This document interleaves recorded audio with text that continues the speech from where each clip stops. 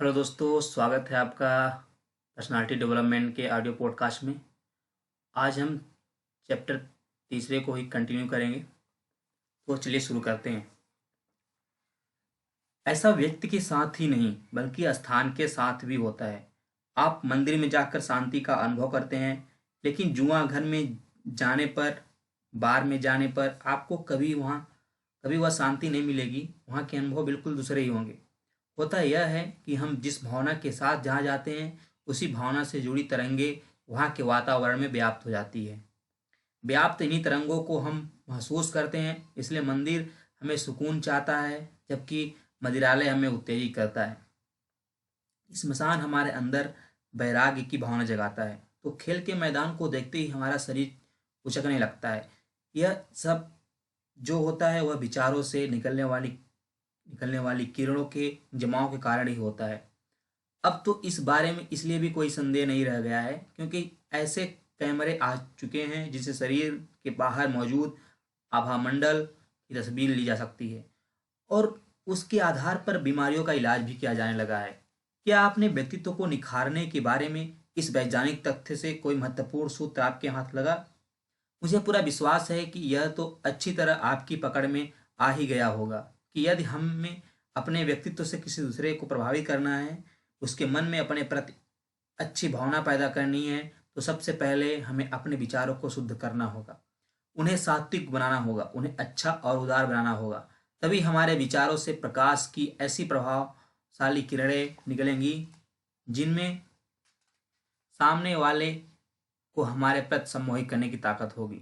अब मैं आता हूँ दूसरे महत्वपूर्ण तथ्य पर। यह दूसरा महत्वपूर्ण तथ्य यह है कि विचार केवल हमारे शरीर के चारों ओर आभामंडल का ही निर्माण नहीं करते, बल्कि आपको यह जानकर ताज्जुब होगा कि वे आपके चेहरे मोहरे का भी निर्माण करते हैं। जी हाँ, आपके चेहरे मोहरे का भी। मुझे मालूम है कि आपके लिए इस बात को पचा पाना आसान काम नहीं होगा। आप सोच रहे होंगे कि यदि मेरा रंग सांवला है तो वह गोरा कैसे हो सकता है, यदि मेरे हाथ मोटे हैं तो वो भला पतला कैसे हो सकते हैं, और मेरी चपटी नाक को मेरे विचार पतली कैसे बना सकते हैं। यदि आप ऐसा सोच रहे हैं तो सही सोच रहे हैं, क्योंकि विचार सचमुच में ऐसा कुछ नहीं कर सकते हैं कि आपकी छोटी छोटी आंखें बड़ी हो जाएं। वे ज्यों की त्यों रहेंगी। इसके बावजूद वे ज्यों की त्यों नहीं रह सकेंगी। वे बदल जाएंगी, एकदम ही बदल जाएंगी। और उन्हीं छोटी आंखों, मोटे हाथ और चपटी नाकों के पीछे लोगों को एक ऐसा सुंदर चेहरा दिखाई देने लगेगा जिसकी सुंदरता की तारीफ किए बिना वे रह नहीं सकेंगे। तो प्रश्न है कि ऐसा कैसे होगा। इसके उत्तर में मैं आपके सामने ब्राजील के खिलाड़ी रोनाल्डिनो के उन शब्दों को रखना चाहूँगा जो अपने बारे में कहे थे। और अब उन्होंने ये शब्द कहे थे जब उन्होंने ये शब्द कहे थे तब उन्होंने विश्व कप फुटबॉल में सर्वश्रेष्ठ खिलाड़ी होने का खिताब जीता था। उन्होंने दुनिया के सामने पूरे आत्मविश्वास के साथ कहा था कि मुझे पता है कि मैं बदसूरत दिखता हूँ, लेकिन मेरे चेहरे पर चमक है। शायद आप समझ गए होंगे कि यह बदसूरत किंतु बेहद खूबसूरत फुटबॉल खिलाड़ी आखिर कहना क्या चाह रहा है। इस बात पर सामान्यतया आसानी से विश्वास नहीं होता। मित्रों, अब आपका जो भी चेहरा मोहरा है वही रहेगा। क्रीम पाउडर से आखिर कितना बदल सकेंगे आप उसे? निराश हो जाएंगे तो फिर क्या आपको निराश होकर अपनी कोशिश छोड़ देनी चाहिए? या सुंदर व्यक्ति सुंदर दिखे, यदि स्मार्ट व्यक्ति स्मार्ट लगे तो फिर उसमें क्या बड़ी बात? बड़ी बात तो तब है जब असुंदर व्यक्ति सुंदर लगे और लुंज पुंज आपको स्मार्ट मालूम पड़े। ऐसा होता है और इसके होने की पूरी पूरी गुंजाइश हमेशा बनी रहती है। यह बात जरूर है कि आप इस संभावना को अपनी जीवन यात्रा की जितनी शुरुआत में पकड़ लेंगे, आपके लिए यह उतना ही आसान होगा और उतने ही लंबे समय तक लाभ पहुंचाने वाला भी। तो आइए, सबसे पहले मैं आपको 8 स्थानों पर टेढ़े बेहद क्रूप किंतु अत्यंत सुंदर प्रभावशाली चरित्र अष्टावक्र एक कथन को आत्मसात करने की सलाह देता हूँ। उनका कहना था, 30 वर्ष की उम्र में व्यक्ति का जो चेहरा रहता है वो प्रकृति की देन है, लेकिन 50 वर्ष का चेहरा व्यक्ति की अपनी कमाई है। अष्टावक्र ने चेहरे के लिए व्यक्ति को 50 वर्ष की उम्र में जिम्मेदार ठहराया था। अमेरिका के महान राष्ट्रपति अब्राहम लिंकन ने अपने अनुभव और अवलोकन के आधार पर उसमें 10 वर्ष कम कर दिए थे। उनसे जुड़ा हुआ एक बहुत रोचक किस्सा है। मैं चाहूँगा कि आप भी उस किस्से को जानें तथा जो नहीं जानते हैं उन तक पहुंचाने की कोशिश करें, क्योंकि यह किस्सा व्यक्तित्व विकास के बहुत ही महत्वपूर्ण तथ्य की ओर संकेत करता है। किस्सा यूं है कि एक बार राष्ट्रपति अब्राहम लिंकन के एक सलाहकार ने उनके मंत्रिमंडल के लिए एक उम्मीदवार का नाम सुझाया, तो लिंकन ने उस नाम को यह कहते हुए इनकार कर दिया कि मुझे उस आदमी का चेहरा पसंद नहीं है। परंतु सर, वो अपने चेहरे के लिए जिम्मेदार नहीं है, सलाहकार ने तर्क दिया। 40 से ज़्यादा उम्र का हर आदमी अपने चेहरे के लिए जिम्मेदार होता है, लेकिन लिंकन का जवाब था और चर्चा खत्म हो गई। इससे पहले कि आप मेरी इस बात पर पूरी तरह यकीन करने लगें, मैं चाहूँगा कि आप कुछ ऐसे लोगों को याद करने में थोड़ा समय लगाएं जिन्हें सचमुच में चेहरे मोहरे के आधार पर थोड़ा सुंदर नहीं कहा जा सकता, लेकिन फिर भी वे हमें सुंदर लगते हैं। सुंदर लगते हैं यानी कि अच्छे लगते हैं। जब कोई अच्छा लगने लगता है तो अपने आप ही सुंदर लगने लगता है, और जब सुंदर कोई व्यक्ति बुरा लगने लगता है तो उसकी सुंदरता हमारे लिए गायब हो जाती है। मैं जानता हूँ कि फिल्म के अधिकांश हीरोइनें आपको सुंदर लगती होंगी। मैं यह भी जानता हूँ कि फिल्म के बहुत से हीरो आपको सुंदर लगते होंगे। मैं फिल्मों के बहुत से एक्टर और एक्ट्रेसेस से व्यक्तिगत रूप से मिला हूँ। पहली बात तो मैं आपको यह बताना चाहूँगा कि ऐसा तो मैं नहीं कह सकता कि ये असुंदर थे, लेकिन इतना जरूर कह सकता हूँ कि इतने सुंदर नहीं थे जितनी चर्चा उनकी सुंदरता की होती है। एक ऐसी हीरोइन जो मुझे सबसे अधिक सुंदर लगती थी, उससे मिलने के बाद पास में ही खड़ी अपनी पत्नी से मैंने धीरे से कहा था, इससे ज़्यादा सुंदर तो तुम ही हो। ज़्यादातर हीरो हीरोइनें सुंदर नहीं होते, फिर भी हमें यह सुंदर लगते हैं। ऐसा क्यों होता है? यही पर मैं आपको दूसरी बात बताना चाहूँगा। असल में हमें वे सुंदर नहीं लगते, बल्कि उनका चरित्र सुंदर लगता है। हमारे साथ गड़बड़ी यह होती है कि हम इन्हें पर्दे पर अलग अलग और अच्छे रोल में देखते हैं। कुछ समय बाद हम इस गलतफहमी के शिकार हो जाते हैं कि वे वैसे ही हैं जैसा वे रोल कर रहे थे। अब हम उनके द्वारा निभाए गए चरित्र को उनके ऊपर थोप देते हैं, यानी कि उसी चरित्र का मुखौटा लगा देते हैं। हम उन्हें वही समझ बैठते हैं, इसलिए वे हमें सुंदर लगने लगते हैं। जबकि खलनायक का रोल करने वाला व्यक्ति चाहे सचमुच में ही सुंदर क्यों न हो, आम लोगों को सुंदर नहीं लग पाता। तो क्या इससे यही सिद्ध नहीं हो रहा है कि वस्तुतः चरित्र ही इन नायकों को सुंदर बनाता है, न कि उनके शरीर की सुंदरता? अब मैं यह मानकर चल रहा हूँ कि इतने तर्क वितर्क और जद्दोजहद के बाद थोड़ा ही सही, लेकिन आप यह तो मानने ही लगे होंगे कि विचारों का बहुत अधिक प्रभाव हमारे व्यक्तित्व पर पड़ता है। यदि बात सही है तो फिर मेरा यह सोचना भी सही होगा कि आप में यह जिज्ञासा पैदा हो गई होगी कि हमारे विचार कैसे हों कि वे हमारे चेहरे की सुंदरता को बढ़ा दें। तो अब मैं थोड़ी सी कोशिश आपकी इस जिज्ञासा को शांत करने के लिए कर रहा हूँ। आप और आपकी परंपराएं, आज ग्लोबलाइजेशन का दौर है। इसमें न केवल पूरी दुनिया एक स्क्रीन पर ही सिमट गई है, बल्कि एक जैसा भी होती जा रही है। दुनिया का सिमट जाना तो एक अच्छी बात है, लेकिन पूरी दुनिया के एक जैसा हो जाने को मैं बहुत अच्छा नहीं मानता। विविधता में जो सुंदरता है उसे हम सही महसूस करते हैं। इस विविधता का नष्ट हो जाना इस धरती की एक बहुत बड़ी ऐसी सुंदरता का नष्ट हो जाना होगा जिसे तैयार होने में हजारों वर्ष लगे थे। लेकिन क्या कभी सचमुच में ऐसा हो सकेगा? मैं नहीं जानता कि इसका उत्तर क्या होगा, लेकिन यदि आप मुझसे पूछें कि क्या होना चाहिए, तो मैं समझता हूँ कि इससे ठीक पहले वाले पैराग्राफ में मैं अपनी बात कह चुका हूँ। अगले पैराग्राफ में अब मैं आपको यह बताने जा रहा हूँ कि मैं ऐसा क्यों कह रहा हूँ। हम सभी मनुष्य हैं, हम सभी पढ़े लिखे लोग हैं, और हम सभी ने काफ़ी कुछ एक जैसे विषयों की पढ़ाई की है। हम सभी के पास एक जैसे ही कंप्यूटर हैं, और उस कंप्यूटर में सबसे ज़्यादा इस्तेमाल होने वाली एक जैसी ही अंग्रेजी भाषा है। धीरे धीरे हम सबकी ज़रूरतें भी एक जैसी होती जा रही है। ढेर सारी चीज़ों के एक जैसे होने के बावजूद हमें इस बात को कम से कम फिलहाल तो मानना ही पड़ेगा कि हम सभी की चेतना एक जैसी नहीं है। जाहिर है कि यह चेतना एक जैसी नहीं है, हमारे व्यक्तित्व भी एक जैसे नहीं हो सकते। 20वीं शताब्दी के मध्य में एक प्रशासनिक चिंतक हुए हैं, फ्रेडरिक रिक्स। प्रशासन के संबंध में उन्होंने पर्यावरण का सिद्धांत दिया था। ढेर सारे देशों की प्रशासनिक व्यवस्था का विश्लेषण करने के बाद उन्होंने निष्कर्ष निकाला था कि हर देश के प्रशासन का स्वरूप उस स्थान की संस्कृति और परंपराओं के अनुकूल होना चाहिए। उन्होंने साफ तौर पर कहा कि पश्चिम के विकसित राष्ट्रों के प्रशासन का मॉडल विकासशील देशों के लिए उपयुक्त नहीं हो सकता। मैं प्रोफेसर रिक्स के इस प्रशासनिक चिंतन को व्यक्तित्व के संदर्भ में बिल्कुल सटीक पाता हूँ।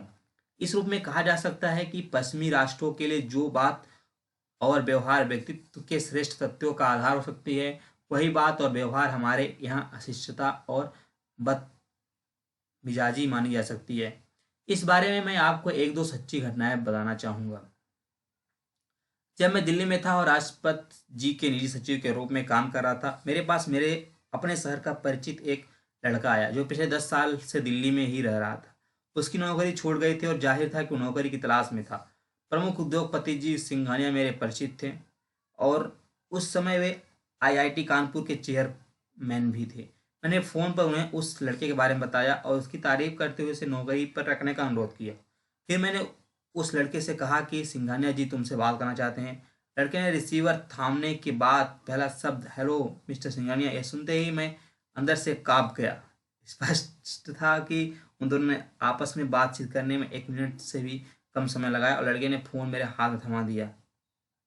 इधर से हेलो सुनते ही सिंघानिया जी ने मुझसे कहा, डॉक्टर अग्रवाल, तुम तो कह रहे थे लड़का बहुत अच्छा है, मुझे तो ऐसा नहीं लगा। मैंने उनसे माफ़ी मांगी और बात खत्म की। बात खत्म हो गई हमेशा हमेशा के लिए। विदेशों में किसी को भी नाम से बुलाने की परंपरा है, यहाँ तक कि वहाँ सरनेम की बजाय फर्स्ट नेम से बुलाना अच्छा माना जाता है, जबकि हमारे यहाँ अपने से बड़ों को नाम से बुलाना उनका अपमान समझा जाता है। यहाँ यही हुआ। स्मार्ट बनने के चक्कर में, अपने को मॉडर्न दिखाने के चक्कर में वो लड़का, जिसका मैं यहाँ नाम बताना नहीं चाहूँगा, यह गलती कर बैठा और एक अच्छे अवसर समय से के लिए वंचित हो गया। मैं अब आपको एक और अंतिम उदाहरण देने जा रहा हूँ ताकि आप अपनी परंपरा के महत्व को बहुत अच्छी तरह समझकर उसका इस्तेमाल अपने व्यक्तित्व के विकास के लिए कर सकें, ताकि आप इस भ्रम से उबर सकें कि परंपराएं सड़ी गड़ी चीज़ होती हैं, कि परंपराएं पिछड़ेपन का प्रतीक होती हैं, कि परंपराओं को तोड़ना ही साहसी, शिक्षित और आधुनिक होने का प्रमाण होता है। दोपहर के करीब 1:30 बज रहे थे और मैं अपने ऑफिस में बैठकर लंच ले रहा था। मेरे ऑफिस का दरवाज़ा अचानक खुला और मैंने पाया कि 27 से 28 साल का एक पतला दुबला लंबा सा लड़का अच्छी ड्रेस पहने हुए अपने गले में टाई लटका कर मेरे सामने खड़ा था। इससे पहले कि मैं कुछ समझ पाता, उसने हेलो डॉक्टर अग्रवाल कहते हुए हाथ मिलाने के उद्देश्य से अपना सांवला सा मरियल हाथ जो तना हुआ था मेरी ओर बढ़ा दिया। मुझे अच्छा नहीं लगा। मैंने अपना हाथ नहीं बढ़ाया और उससे पूछा, अभी कितने बजे हैं? फिर पूछा, क्या तुमने मुझसे अपॉइंटमेंट लिया था?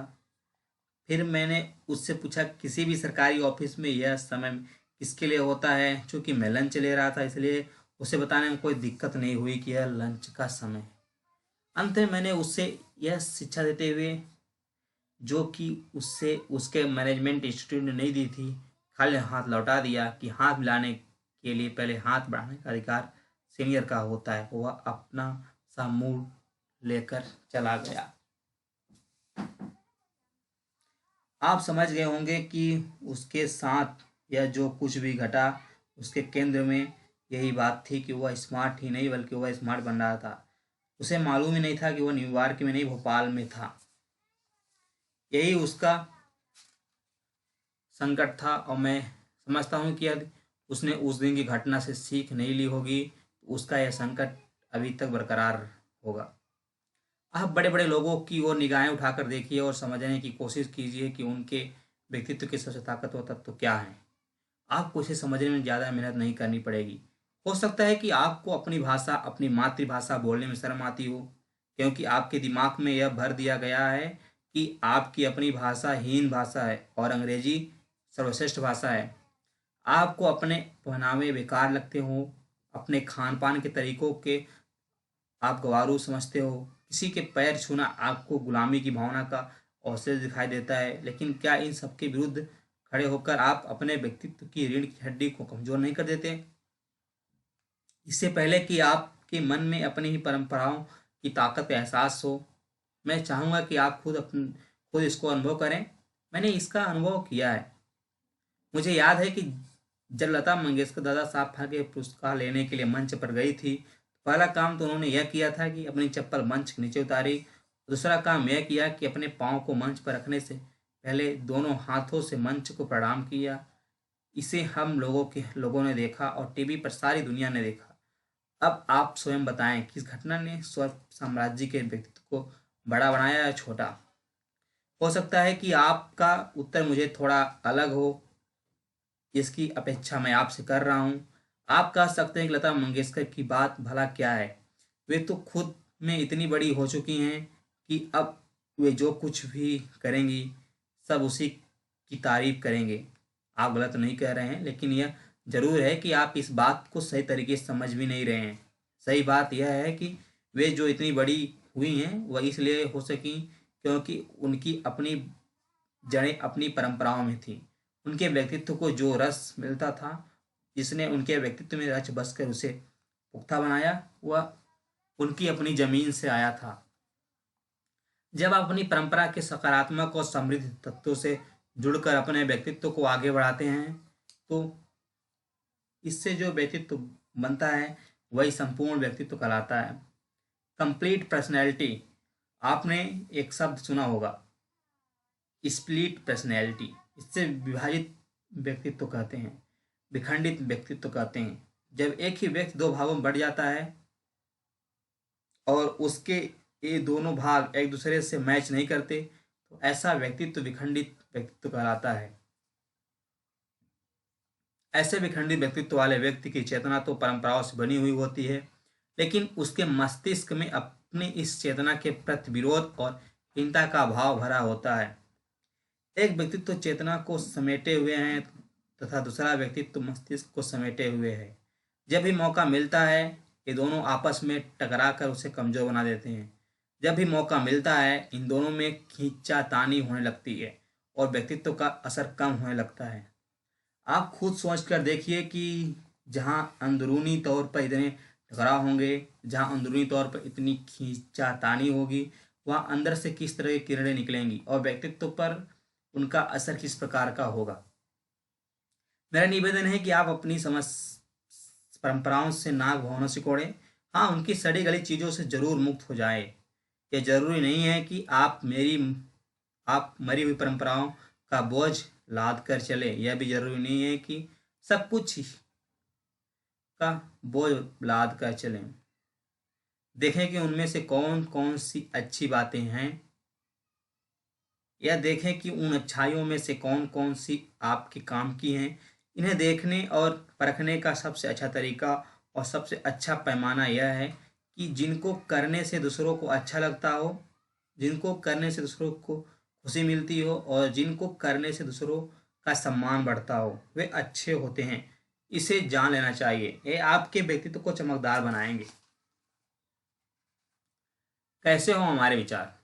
वैसे तो विचारों के सैकड़ों प्रकार हैं, जितने विचार उतने ही प्रकार, लेकिन सुविधा की दृष्टि से मैं उन्हें केवल 3 भागों में बांटकर आपसे इनकी चर्चा करना चाहूँगा।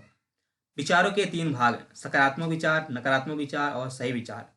पॉजिटिव थिंकिंग और नेगेटिव थिंकिंग के बारे में काफ़ी कुछ सुनने में आया ही होगा, इसलिए मैं यहाँ पॉजिटिव और नेगेटिव थिंकिंग के बारे में थोड़ी सी चर्चा करके राइट थिंकिंग पर कुछ अधिक कहने का फैसला कर रहा हूँ। तो पहला है सकारात्मक और नकारात्मक सोच। वैसे तो इसका अर्थ है कि किसी भी चीज़ के बारे में अच्छा सोचना, फिर चाहे वह गलत ही क्यों न हो। उदाहरण के लिए यदि एक्सीडेंट के कारण एक आंख चली गई, तो आप यह न सोचें कि एक आंख चली गई, बल्कि यह सोचें कि एक आंख बच गई। सही तो दोनों ही बातें हैं, एक आंख चली भी गई है और एक आंख बच भी गई है। लेकिन जब हमारे मस्तिष्क में एक आंख चली गई है का विचार आता है, तो उससे दुख और निराशा की किरणें पैदा होती हैं। इससे हमारे चेहरे पर मायूसी और पूरे शरीर में असहायापन व्याप्त हो जाता है। लेकिन एक आंख चले जाने के बावजूद यदि आप वहां मौजूद भीड़ के सामने यह वक्तव्य देते हैं कि एक आंख चली गई, तो कोई बात नहीं, ईश्वर का धन्यवाद है कि आखिर उसने एक आंख तो बचा दी, तो निश्चित जानिए कि लोग आपको इस बहादुरी की दाद देने लगेंगे। आपके इस एक वक्तव्य से वहां का निराशा से भरा हुआ माहौल उत्साह से भर उठेगा। आपके चेहरे पर मासूमियत के स्थान पर हल्की सी मुस्कुराहट दौड़ जाएगी और आपको गाड़ी में बैठने के लिए मदद करने वाले किसी के भी हाथों की जरूरत नहीं पड़ेगी। यह चमत्कार के लिए इसलिए हो जाएगा कि आपके दिमाग में एक सकारात्मक सोच आई। याद रखिए कि हाय मेरी आंख चली गई कहने वाले को कोई याद नहीं रखता, क्योंकि ऐसा तो हर कोई ही कहता है। उसका यह वाक्य उसके व्यक्तित्व की एक कई विशेषताओं को लोगों के सामने रख देगा, जैसे दब्बू व्यक्तित्व, घबराने वाला व्यक्तित्व, रोने वाला व्यक्तित्व, प्यासावादी, पलायनवादी आदि आदि। लेकिन उस व्यक्ति को हर कोई याद रखेगा जो अपनी एक आंख चले जाने के बावजूद कहता है कि मेरी एक आंख तो आखिर बच गई। यह उसके व्यक्तित्व के सासेपन, निडरता, जुझारूपन जैसे गुणों को व्यक्त करने वाला बन जाएगा। इस बात को कतई न भूले कि सकारात्मक विचारों में ऊर्जा की उत्पादन क्षमता होती है, नकारात्मक विचारों में नहीं।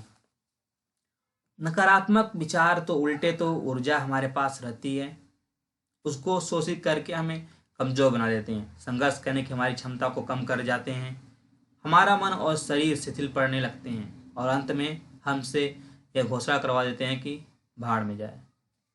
दूसरा पॉइंट, सही सोच। इसे आप राइट पर्सपेक्टिव भी कह सकते हैं। राइट पर्सपेक्टिव का मतलब है कि न तो चीज़ों को गलत तरीके से लेना और न ही चीज़ों को ज़बरदस्ती खींच तान करके सही तरीके से लेना। इसका अर्थ है चीज़ों को उसी रूप में लेना जिस रूप में वे हैं और जिस रूप में हमारी मदद कर सकती है। इसे उदाहरण द्वारा समझना बेहतर होगा। सकारात्मक और नकारात्मक सोच के लिए अक्सर गिलास आधा खाली है तथा गिलास आधा भरा हुआ है का उदाहरण दिया जाता है। इसमें गिलास आधा खाली है नकारात्मक और आधा भरा हुआ है सकारात्मक सोच है। सही सोच को समझने के लिए अच्छा होगा कि हम गिलास की जगह टंकी का उदाहरण लें। टंकी आधी खाली है और टंकी आधी भरी हुई है। इसमें सही सोच यह होगी कि यदि आपको टंकी को खाली करना है तो आप सोचें कि टंकी आधी खाली है, और यदि टंकी को भरना है तो सोचें कि टंकी आधी भरी हुई है। इसे ही मैंने कहा है सही सोच। सत्य तो दोनों ही है, लेकिन उस सत्य को हमने इस तरह ग्रहण किया है कि वह हमारे लिए लाभकारी ही हो सके। जब टंकी को खाली करना है और हमें पहले से ही आधी खाली की टंकी मिल गई तो निश्चित रूप से हमारा उत्साह बढ़ जाएगा, इसके कारण हम उस टंकी को अपेक्षाकृत कम समय में ही खाली कर सकेंगे। इस सोच की दूसरी महत्वपूर्ण बात यह होती है कि यह सोच आपको अंतिम समय तक मैदान में डटे रहने की ताकत देती रहती है। परीक्षा में आपका पेपर बिगड़ गया है, आपको लगता है कि फेल हो जाएंगे, यह नकारात्मक सोच है। आपको पास होने की चूंकि कोई गुंजाइश नहीं दिख रही, इसलिए सकारात्मक तरीके से आप सोच नहीं पा रहे हैं।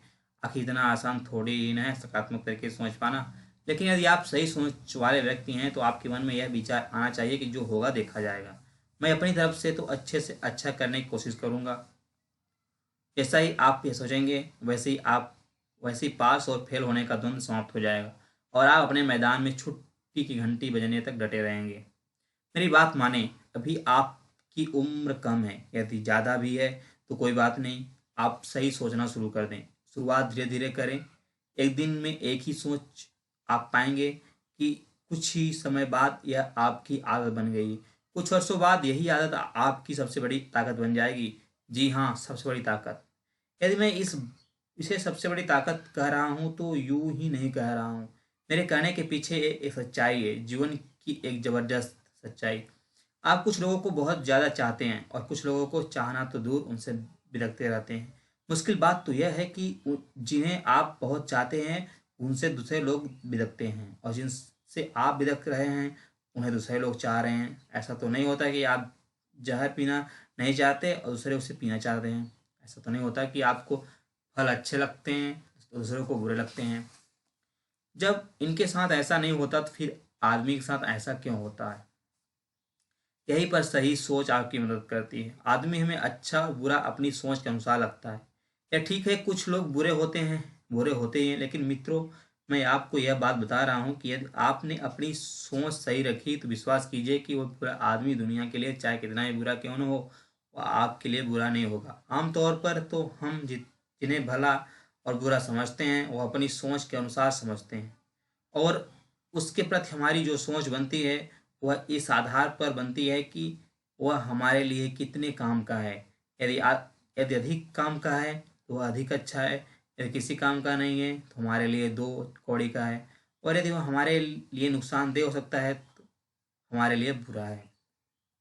इसका राइट पर्सपेक्टिव यह होगा कि आप किसी व्यक्ति को अपनी कसौटी पर न देखकर उसे उसकी कसौटी पर देखें। उस व्यक्ति की भाषा, उसका पहनावा, उसका व्यवहार उसकी अपनी पृष्ठभूमि के अनुकूल होगा, यदि आप किसी बंगाली या मद्रासी की हिंदी का मूल्यांकन उत्तर प्रदेश के हिंदी वालों से करेंगे तो गलत होगा। जब आप उसकी पृष्ठभूमि के अनुसार सोचेंगे तो आपको वह टूटी फूटी गलत सलत हिंदी प्रभावशाली लगने लगेगी। यही है राइट थिंकिंग। तो क्या आपको नहीं लगता कि अपनी सोच को सही बनाकर आप कितने लोगों को अपना विरोधी बनने से बचा लेंगे? क्या आपको नहीं लगता है कि अपनी सोच को सही बनाकर आप अपने दिमाग में उठने वाले इन गलत विचारों को उठने की गुंजाइश ही नहीं देंगे, जो अन्यथा आपके शरीर में धुंधली किरणें पैदा करके आपके आभा मंडल को कमजोर कर देती हैं? यदि इन दोनों प्रश्नों के उत्तर में आप एक ही शब्द में हाँ कहते हैं तो आपको आज से ही नहीं बल्कि अभी से ही सही सोच के इस मंत्र को आत्मसात करना चाहिए। आप देखेंगे कि यह मंत्र किस तरह आपके व्यक्तित्व में चमत्कार पैदा कर रहा है। अलादीन का चिराग है, यही सही सोच की बात। उदात्त विचार। अच्छे विचार हमारे अंदर की ऊर्जा को विमुक्त करते हैं। यह एक प्रकार से पाइप में बहने वाले पानी की तेज धार की तरह होते हैं। जब भी कोई अच्छा विचार हमारे दिमाग में आता है वह हमारी नसों में तेजी से प्रवाहित होकर वहाँ जमा हुए सारे नकारात्मक तत्वों की धुलाई कर देता है, यहाँ तक कि हमारे शरीर की कोशिकाओं तक में वे पहुँच कर उन्हें स्वस्थ बना देता है। जैसे किसी बैठे हुए घोर आलसी बैल को उठाने के लिए उसे बार बार पहुंचने की जरूरत पड़ती है, ठीक उसी प्रकार हमारे शरीर की सुस्त पड़ी कोशिकाओं को उत्तेजित करने के लिए उदात्त विचारों की जरूरत पड़ती है। शरीर स्वस्थ बनता है एक्सरसाइज से। जिम में जाकर आप अपनी भुजाओं में मछलियां पैदा करते हैं और पेट पर एब्स बनाते हैं, इन सब के लिए श्रम करना पड़ता है। ठीक किसी प्रकार जब उदात्त विचारों की उत्तेजना हमारे शरीर की एक एक कोशिका में पहुंचती है तो उनमें मछलियां पैदा होने लगती हैं और वहाँ एब्स बनने लगते हैं। इन सब का मिला जुला अंतिम प्रभाव यह होता है कि हम सुंदर दिखने लगते हैं और हमारा व्यक्तित्व प्रभावकारी दिखने लगता है। जब मैं उदात्त विचारों की बात कर रहा हूँ तो यह मानकर चल रहा हूँ कि आपको इस बारे में जानकारी है।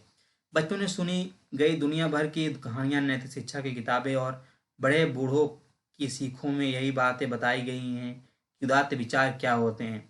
सबसे प्रेम करना उदात्त विचार है। गरीब, असहाय और दुखियों की सेवा करना उदात्त विचार है। दूसरों की गलतियों को माफ कर देना उदात्त विचार है। धैर्य रखना उदात्त गुण, शांत रखना उदात्त चरित्र है। अपने को दुर्गुणों से दूर रखना उदात्त प्रयास है। क्रोध न करना महान गुण है। अपने आंतरिक संतुलन को बनाए रखना महान अभ्यास है। सभी से अच्छा व्यवहार करना महान चरित्र है। किसी से कट वचन न कहना वाणी का उदात्त संयम है। किसी का दिल न दुखाना ईश्वर की आराधना करना है। सभी के हित की सोचना महान भाव है। स्वयं को ईर्ष्या की जलन से दूर रखना महान समझदारी है। मन को निर्मल बनाए रखना यानी कि उसे मैला न होने देना सबसे बड़ी पूजा है, आदि आदि। ये उदात्त विचार आपके व्यक्तित्व को दो तरफा लाभ पहुंचाते हैं। पहला तो यही होगा कि इसके आपके अंदर से पवित्र और चमकदार कीड़े उठेंगी जो आपके चेहरे को सुंदर बना देंगी। दूसरे यह कि अपने इन गुणों के कारण आपको दूसरों को भी शुभकामनाएं और आशीर्वाद प्राप्त होंगे, यानी कि आपके प्रति दूसरों के मस्तिष्क से भी अच्छी किरणें निकलकर आप तक पहुंचेंगी। आप यह न समझें कि यदि कोई व्यक्ति अमेरिका में बैठकर आपके प्रति अच्छा सोच रहा है तो उसे अच्छी सोच की किरणें भला हिंदुस्तान के किसी एक कोने में बैठे हुए मुझ तक कैसे पहुंचेंगी। यदि आप ऐसा समझ रहे हैं तो मैं मानता हूं कि आप इस प्रकृति के बनाने वाले भगवान को बीएसएनएल के किसी इंजीनियर से भी कम इंटेलिजेंट समझ रहे हैं। आप एक कोने में बैठकर अपने मोबाइल पर फ्लोरिडा का नंबर लगाते हैं और जैसे ही आपकी उंगलियां रुकती हैं आपके भाई का मोबाइल शुरू हो जाता है। तो क्या यह जिन कारणों को आपने जन्म दिया वह सेकंड भर के अंदर फ्लोरिडा नहीं पहुंच गई? यदि ये पहुंच सकती हैं तो एक क्यों नहीं पहुंच सकती? मित्र, भारत का ही नहीं बल्कि दुनिया का इतिहास इस बात का गवाह है कि महान लोगों की महानता के पीछे उनका अपना श्रम और उनका अपना व्यक्तित्व तो रहा ही है, लेकिन दूसरों की शुभकामनाओं की ताकत का भी कम बड़ा हाथ नहीं रहा है। आइंस्टीन और न्यूटन जैसे महान वैज्ञानिक तो इस तथ्य को खुलेआम कहते भी थे। इसलिए यह सोच ऐसी सोच नहीं है जिसे यूं ही उड़ा दिया जाए। भाव जगत की बातें करते हैं। आप जानते हैं और आप इस तथ्य को अक्सर महसूस भी करते हैं कि आप केवल विचारों से नहीं बने हैं, आपके अंदर विचारों की दुनिया के साथ साथ एक अन्य भी दुनिया मौजूद है जिसे आप भाव की दुनिया कहते हैं।